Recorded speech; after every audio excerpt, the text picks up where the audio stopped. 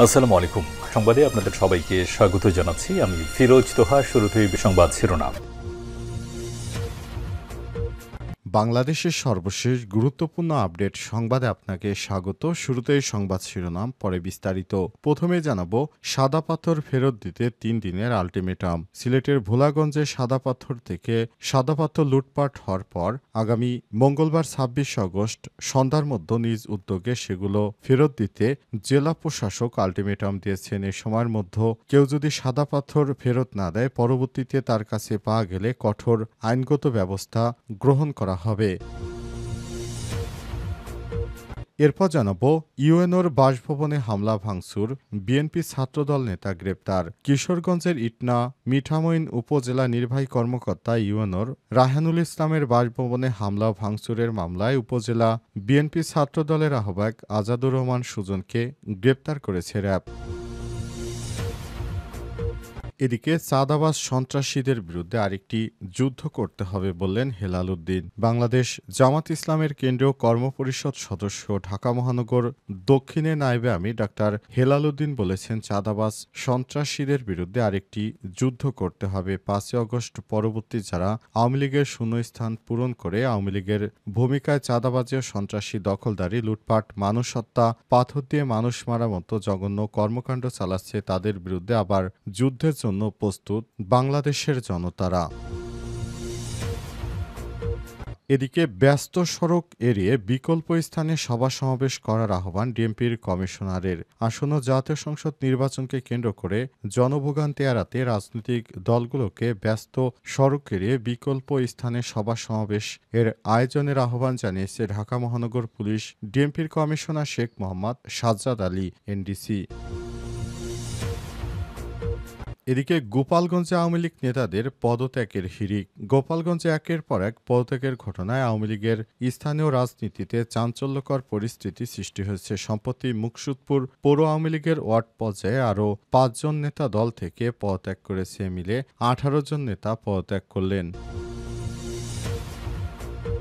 এবং সর্বশেষ জানাবো, আলোচনার পর পাকিস্তানের পররাষ্ট্রমন্ত্রীর সঙ্গে বিএনপি নেতাদের নৈশভোজ। ঢাকায় সফররত পাকিস্তানের উপপ্রধানমন্ত্রী ও পররাষ্ট্রমন্ত্রী ইসহাক দারের সঙ্গে বৈঠক করেছেন বিএনপির শীর্ষ নেতারা। সন্ধ্যা ৬টা ২৫ থেকে রাত ৭টা ১৫ পর্যন্ত ঢাকাস্থ পাকিস্তান হাইকমিশনে এই বৈঠক অনুষ্ঠিত হয়। এরপর তারা নৈশভোজে অংশ নেন। বিএনপির মিডিয়া সেলের পক্ষ থেকে বিষয়টি নিশ্চিত করা হয়েছে। প্রিয় দর্শক, এতক্ষণ শুনছিলেন সংবাদ শিরোনাম, এবারে বিস্তারিত।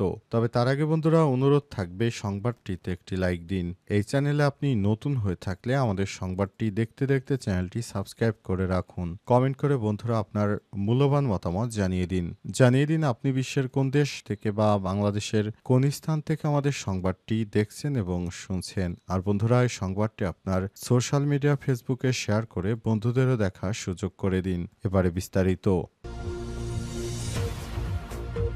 সাদা পাথর ফেরত দিতে ৩ দিনের আলটিমেটাম। সিলেটের ভোলাগঞ্জে সাদা পাথর থেকে লুট হওয়ার পর আগামী মঙ্গলবার ২৬ আগস্ট সন্ধ্যার মধ্যে নিজ উদ্যোগে পৌঁছে দেওয়ার নির্দেশ দিয়েছে জেলা প্রশাসন।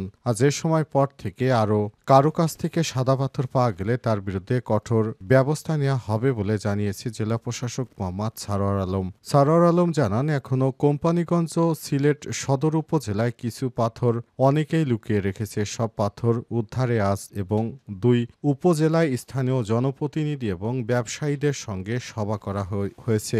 সভা শেষে ৩টি সিদ্ধান্ত নেওয়া হয়েছে, যার মধ্যে রয়েছে আগামী মঙ্গলবারের মধ্যে যাদের কাছে এখনও সাদা পাথর রয়েছে তারা নিজ নিজ খরচে নিজ উদ্যোগে ভোলাগঞ্জ সাদা পাথর এলাকায় পৌঁছে দিবেন। যেহেতু জনপ্রতিনিধিরা সরকারের অংশ, তাই এই পাথর উদ্ধারে তাদেরও দায় রয়েছে। যার যার এলাকায় খোঁজ খবর নিয়ে সেই সাদা পাথর পৌঁছানোর বিষয়ে উদ্যোগ নিয়েছেন তারা। ইতিমধ্যেই ২ উপজেলায় মাইকিং করে বিষয়টি অবহিত করা হয়েছে। এই সময়ের পর যার যার কাছে পাথর পাওয়া যাবে তার বিরুদ্ধে কঠোর আইনি ব্যবস্থা নেওয়া হবে। এমনকি নির্ধারিত সময়ের পর যে এলাকায় অভিযান পরিচালনার পর সে এলাকায় পাথর পাওয়া যাবে, জনপ্রতিনিধিদের বিরুদ্ধেও ব্যবস্থা গ্রহণ করা হবে এবং জেলা প্রশাসক সারোয়ার আলমের পক্ষ থেকে নিশ্চিত করা হয়। সেই সাথে তিনি বলেন, এই প্রক্রিয়ার মধ্যেই পাথর লুটের মূল হোতাদের আইনের আওতায় আনার কাজও চলছে। যারা ওখান থেকে প্রথমে পাথর ধরেছিল তাদেরকে মূলত কঠোর শাস্তিমূলক ব্যবস্থার আওতায় নিয়ে আসতে হবে। ইউএনওর বাসভবনে হামলা ভাঙচুর, ছাত্রদল নেতা গ্রেপ্তার। কিশোরগঞ্জের ইটনা উপজেলা নির্বাহী কর্মকর্তা ইউএনও মোহাম্মদ রায়হানুল ইসলামের বাসভবনে হামলা ও ভাঙচুরের মামলায় উপজেলা ছাত্রদলের আহ্বায়ক আজাদুর রহমান সুজনকে গ্রেপ্তার করেছে র্যাব। অন্যদিকে শৃঙ্খলাভঙ্গের অভিযোগে ছাত্রদল থেকে তাকে বহিষ্কার করা হয়েছে। শনিবার ২৩ আগস্ট বেলা ১১টার দিকে র্যাব ১৪ সিপিসি ২ এর অধিনায়ক মোহাম্মদ আশরাফুল কবির এক সংবাদ বিজ্ঞপ্তিতে এই তথ্য জানিয়েছেন। তিনি বলেন, গতরাত ১:৩০টার দিকে আমাদের একটি বিশেষ টিম সদর উপজেলার বনানীর মোড় এলাকা থেকে সুজনকে গ্রেপ্তার করে। এদিকে বেলা ১১টার দিকে ছাত্রদলের কেন্দ্রীয় কার্যালয়ে সুনির্দিষ্ট দলীয় শৃঙ্খলাভঙ্গের অভিযোগে ছাত্রদলের কেন্দ্রীয় কমিটির সভাপতি রাকিবুল ইসলাম রাকিব ও সাধারণ সম্পাদক নাসির উদ্দিন নাসির স্বাক্ষরিত এক প্রেস বিজ্ঞপ্তিতে দলীয় সাংগঠনিক পদ থেকে আজাদুর রহমান সুজনকে বহিষ্কার করা হয়। ইটনা থানার ওসি মোহাম্মদ জাফর ইকবাল বলেন, আসামিকে কিশোরগঞ্জ আদালতের মাধ্যমে কারাগারে পাঠানো হয়েছে। বিএনপির সন্ত্রাসীরা মূলত সারা দেশ জুড়ে যে ধরনের সন্ত্রাসী কর্মকাণ্ড পরিচালনা করছে, এতে করে বিএনপির এই ধরনের কর্মকাণ্ড এদেশের মানুষ এখন অতিষ্ঠ হয়ে পড়েছে। এখন বিএনপির হাত থেকে সবাই মুক্ত হতে চায়।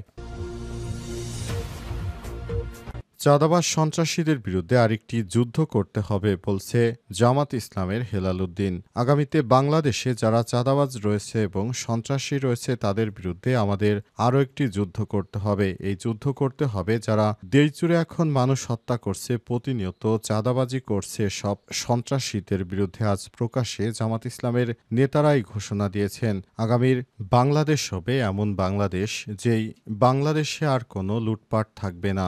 ডক্টর হেলাল উদ্দিন আরও বলেন, চাঁদাবাজ সন্ত্রাসীদের বিরুদ্ধে আরেকটি যুদ্ধ করতে হবে। ৫ই আগস্ট পরবর্তী যারা আওয়ামী লীগের শূন্যস্থান পূরণ করে আওয়ামী লীগের ভূমিকায় চাঁদাবাজি, সন্ত্রাসী, দখল, লুটপাট, পাথর দিয়ে মানুষ হত্যার মতো ঘৃণ্য কর্মকাণ্ড চালিয়ে আসছে, তারা জাতির দুশ্মন। বাংলাদেশ জামাত ইসলাম ঢাকা মহানগরী দক্ষিণের কার্যালয়ে অবস্থিত অডিটোরিয়ামে বাংলাদেশ শ্রমিক কল্যাণ ফেডারেশন মতিঝিল অঞ্চলের কর্মী সম্মেলনে প্রধান অতিথির বক্তব্যে তিনি এসব কথা বলেছেন। তিনি আরও বলেন, জুলাই গণঅভ্যুত্থানে শ্রমিকদের অবদান অনস্বীকার্য। যারা শ্রমিক ছিল তারা সবসময় নিরীহ মানুষের পাশে দাঁড়িয়েছে। শ্রমিকরা হচ্ছে আমাদের সবথেকে আপনজন। তারা শ্রম দেয় বলে এখনো বাংলাদেশটা টিকে আছে। এই শ্রমজীবী মানুষই বিদেশে গিয়ে যারা বাংলাদেশের অর্থনীতিকে হাল ধরেছে, তাদের টাকাই বাংলাদেশের অর্থনীতি চলে। সুতরাং এখন যেভাবে বিএনপি চাঁদাবাজি করছে, বিএনপির এই কর্মকাণ্ড থেকে তাদের নেতাদের অবশ্যই বের হয়ে আসতে হবে। তা না হলে ভবিষ্যতে বাংলাদেশ বিনির্মাণে বিএনপির পতন অবিসম্ভবী। আওয়ামী লীগের মতোই এই পতন হয়ে যাবে বলেও মন্তব্য করেছেন। ব্যস্ত সড়ক এড়িয়ে বিকল্প স্থানে সভা সমাবেশ করার আহ্বান ডিএমপির কমিশনারের। আসন্ন জাতীয় সংসদ নির্বাচনকে কেন্দ্র করে জনভোগান্তি এড়াতে রাজনৈতিক দলগুলোকে ব্যস্ত সড়ক এড়িয়ে বিকল্প স্থানে সভা সমাবেশ আয়োজনের আহ্বান জানিয়েছে ঢাকা মহানগর পুলিশ ডিএমপির কমিশনার শেখ মোহাম্মদ সাজ্জাদ আলী এনডিসি। আজ রাজারবাগস্থ বাংলাদেশ পুলিশ অডিটোরিয়ামের ৩২টি রাজনৈতিক দল ও জোটের কেন্দ্র মহানগর নেতাদের সঙ্গে মতবিনিময় সভায় তিনি আহ্বান জানান। সভায় ডিএমপির কমিশনার বলেন, আসন্ন নির্বাচনে ডিএমপির সর্বোচ্চ সংখ্যক ফোর্স মোতায়েন থাকবে। তিনি রাজনৈতিক দলগুলোর প্রতি আহ্বান জানিয়ে বলেন, রাস্তা বন্ধ থাকার কারণে গর্ভবতী মহিলা, মুমূর্ষু রোগী কিংবা পরীক্ষার্থীরা সময়মতো তাদের গন্তব্যস্থলে যেতে পারে না। সুতরাং আপনাদেরকে বিষয়টি মাথায় রাখা উচিত। তাই সড়কে সভা সমাবেশ না করে নির্দিষ্ট স্থানে করা জরুরি। তিনি আরও বলেন, ঢাকা মহানগরে জনদুর্ভোগ এড়াতে সমাবেশ আয়োজনের জন্য ৯১টি স্থান প্রস্তাব করা হয়েছে। এর মধ্যে মতিঝিলে ১৫টি, তেজগাঁয়ে ১২টি, লালবাগে ১৭টি, ওয়ারীতে ১৪টি, গুলশানে ৮টি, মিরপুরে ১১টি, উত্তরায় ১০টি ও রমনায় ৪টি স্থান নির্ধারণ করা হয়েছে। সভায় উপস্থিত রাজনৈতিক নেতারা নগরীর যানজট, মাদক বিস্তার ও কিশোর গ্যাংয়ের সমস্যা তুলে ধরে এগুলো সমাধানে পুলিশের পাশে থাকার আশ্বাস দেন। আর আরও বলেন, ঢাকাবাসী নিরাপত্তা ও শান্তিপূর্ণ জীবনযাপন নিশ্চিত করাই তাদের লক্ষ্য। নির্বাচনকে সামনে রেখে নাশকতা রোধে পুলিশকে সতর্ক থাকার আহ্বান জানান তারা।